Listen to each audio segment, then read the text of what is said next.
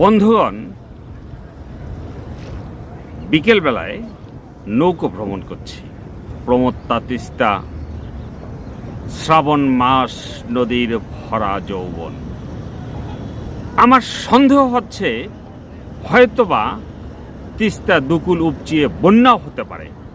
এই যে বন্যা হচ্ছে, এর মধ্যে দু তীরে যারা বাস করে তাদের ক্ষতিও হতে পারে। আমরা ভলতেয়ার, আপনারা একজন ফরাসি উপন্যাসিকের নাম নিশ্চয়ই শুনে থাকবেন। ভলতেয়ারের একটি ক্যান্ডিড নামে একটি উপন্যাস রয়েছে। এই ক্যান্ডিডে একটি কথা বলা হয়েছে যে এই পৃথিবী সম্ভাব্য সকল পৃথিবীর চেয়ে সর্বোত্তম, এবং ঈশ্বর যা করেন তা মঙ্গলের জন্যই করেন, এবং ঈশ্বর এই পৃথিবীকে নিখুঁতভাবে তৈরি করেছেন। তখন যুবক ছিলেন ক্যান্ডিডেট, উপন্যাসের মূল নায়ক। ক্যান্ডিড এই কথাটিতে তিনি বিভ্রান্ত হয়ে গিয়েছিলেন।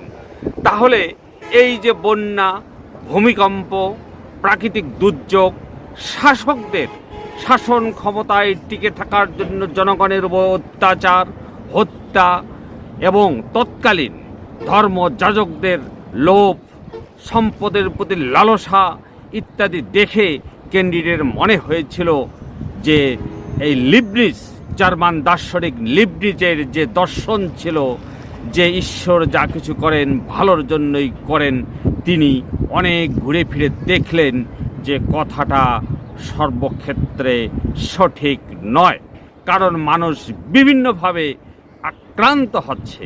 তখন ক্যান্ডিড সর্বশেষে একটি কথা বললেন। সেই কথাটা হলো, we must cultivate hour garden. অর্থাৎ দর্শন যেখানে শেষ, সেখানে হয় জীবনের শুরু।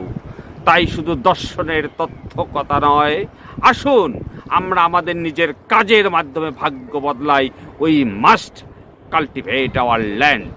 Number 2 day from Teesta river. Good evening.